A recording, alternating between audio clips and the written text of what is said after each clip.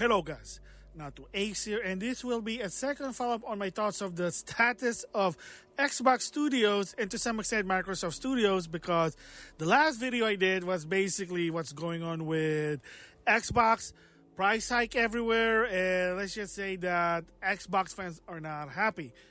Of course, the follow-up is if you've been following the news from them. Of course, a couple of weeks ago, they announced that Halo will finally be on the PlayStation console. And I'll even talk about the history behind that, the meme, the joke, and even to a point that people were trying to push a narrative during the PS2 era about it, which of course didn't really work because it's not going to happen to some extent if you follow the history of the PS2 era. As well as Microsoft Studios' recent financial report. And let's just say that there is something that's helping them, but most of their points were not really good. They were in a negative. So I'm going to start with that one first of all. Of course, if you heard about the Game Pass story, that apparently the reason why the price hike was, first of all, Call of Duty didn't really help them. People thought it would, but it didn't.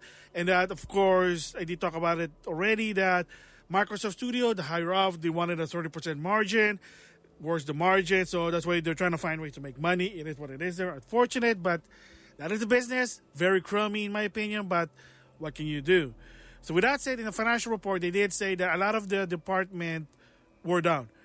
Game Pass to some extent is 1% up. So it's kind of helping them afloat to some extent. But even so, that Game Pass to some extent is probably good on paper, but execution-wise, to some extent, it wasn't. A lot of developers have admitted they said that it wasn't making their money. They're barely getting any returns. And this is the reason what happened. I mean, for me personally, I think it's a good idea. I know the idea of, I don't get to keep my game. I get it. But for the same price of one game, you have variety of game. Well, games are too long. I get it. But there are some that they just want to play for fun and that they're not there to focus on finishing the game, because if they get tired for that particular game, they want to move on. Just saying there. But like I said, clearance, especially on Xbox games were used to be $70. Now end up being $20 or below.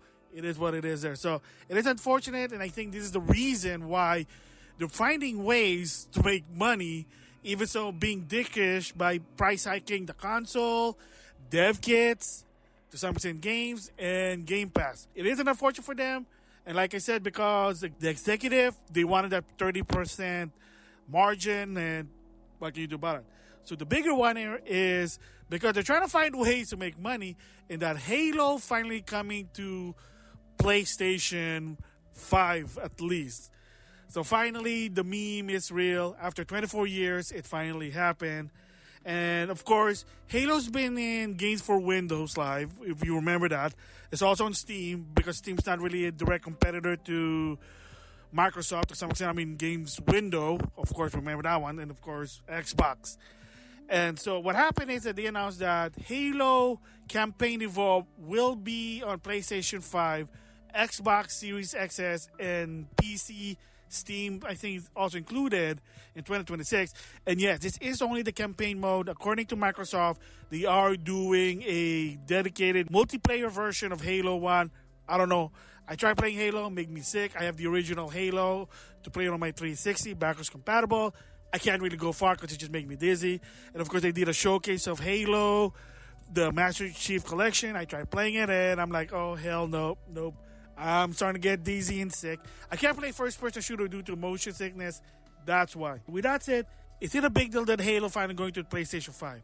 For the general consumer, probably not. Say, what's a big deal? It's just Halo, whatever. Haha. However, if you were there during 2000, during the PS2 era, this was a big deal, because for people who don't know what Halo is, it's Microsoft's first mascot when the Xbox original came in 2001. The only way to play Halo was a Microsoft console. That's a big deal. And of course, right now, if you've been following Microsoft, Xbox Studio, well, they're putting their games on PlayStation and they're selling better than their own console. So that's why a lot of people were pissed that what's the point of having Xbox console if you're going to put another console? To me, I say option is good, but yeah, it kind of makes sense because that is a big deal. Because again, like people are saying, that's like putting Mario on PlayStation, which is, if that happens, well, heck, frozen over and it's going to be weird. I mean, granted, there are sort of quote unquote Nintendo game that's not on Nintendo console. I mean, mobile's a cop out, I know, but there are, I think, some to some extent, you really have to find it really, really hard that there are some Nintendo games that are non Nintendo console, but it's probably not what you think of to some extent, but different story there. Oh boy, so yeah, so finally, 24 years that Halo finally is on the PlayStation console. Why is it a big deal and what's the story behind it? Well, ever since Halo came out during the PS2 era, one of the jokes that people did, including myself, believe it or not, we would always joke, what do I want to see for PlayStation 2 in the future? And I would always say, oh, I want to see Halo in PlayStation 2. A lot of people have said that, yeah, I want to see that PlayStation 2 Halo. That would be awesome. I want to play Halo on PlayStation 2. And that was like a repeated meme joke to a point that someone even, I don't know who, had the braves to make a rumor that said, oh, did you know the rumor that Halo's going to be on PlayStation 2? That it was a joke. They're trying to make it to a rumor. And that some journalist to some extent during the PS2 era, believe it or not, said, oh, we're hearing rumor that Halo was going to go to PS2. Like, to a point that some people believe that it would happen. I'm like, dude, it's just a joke. Relax. That's not going to happen. That's like Mario Sunshine going to PlayStation 2. Not going to happen. And that was the joke throughout, even with the 360, Xbox One, throughout the years during the Xbox cycle. That was always been a joke. They were saying, oh, is Halo finally going to be on PlayStation console? Oh, hopefully Halo 3, Halo Reach, Halo 4, Halo whatever. I hope the Master Chief Collection is going to be on PlayStation. That'll be nice. So that's always been the joke throughout, that people know that's not going to happen until 2026 when Halo Campaign Evolve is finally on PlayStation. So for me personally, it is what it is. It is kind of weird, but since I'm not really a Microsoft fan, I don't really care. Oh, well, what if any Sony IP goes to Microsoft or Nintendo? Well, to some extent, they kind of did. I know not the big games. MLB, that's a Sony property, is multi-platform. Lego Horizon is multi-platform. A lot of their PlayStation first-party games are now on PC as an option. Yeah, granted, they're years later, but at least you're finally giving those people option for catch-up. That's it. Because when it comes to Nintendo, whether you like it or not, even with the Switch 2, because as of right now, even for $500, it is the cheapest console versus PlayStation 5 and Series XS. The Series S is almost the same price in the Switch 2. And that's supposed to be a low-end Xbox Series X, if you know what I mean. PlayStation also. Again, tariff, market condition, China, whatever you decide. Whether you like it or not, the Switch 2 is still the cheapest console of this generation in this era. Whatever. Again, thoughts about it, I think for me is, options is good. Sony's already doing it with their certain first-party game. I know Microsoft doing it because they're not doing good, to a point that upper management from Microsoft and Xbox basically said that PlayStation is the future. Like, it does sound like they're giving up on Microsoft, but what can you do? Console's not selling. Upper management wants 30% margin. Your Game Pass, even so it's beneficial, you're not getting a lot of returns. Dev kits now, it's costing more, so it's giving less reason for developer to make games on Xbox. I mean, to some extent, they probably just don't want to support Xbox. They want you to support the new console they're going to do, which is supposed to be a hybrid. Again, just have to wait and see. For me personally, hopefully I'm done that the Series X is going to be my last Xbox console. Again, like I said, for me personally, that I bought it for backwards compatibility to some extent. I know it's not 100%, but it's still enough for me to have games. I want to play them to some extent. It is what it is there. So options, again, is good for me.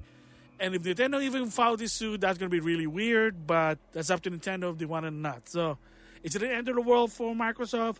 Maybe to some extent. But like I said, they got to do what they got to do to make money.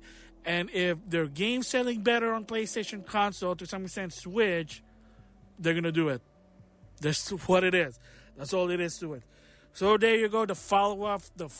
And hopefully this is the conclusion of my thoughts of everything Microsoft. Yes, a lot of it price cycles right now. Either they want consumer and developer to not support Xbox Series XS. I don't know, maybe they want them to move to the new console. Maybe that's the strategy. Dick shit maybe. Game Pass right now is expensive. People are not happy about it. And that a lot of the games are now going to PlayStation. And they believe is that's how they're gonna make their money. What can you do? Like it, lump it.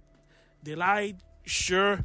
They do. They gotta do survival of the fittest, social Darwinism. That's just how it goes. So if you don't like it, don't support it. But I know a lot of people that have PlayStation and they prefer that console are happy that they get to play Microsoft game on PlayStation. Again, sounds assery, but it is what it is there. So my thoughts about it. One last time, it's a good thing in my personal opinion as somebody who's a PlayStation supporter. So with that, I'll see you guys later.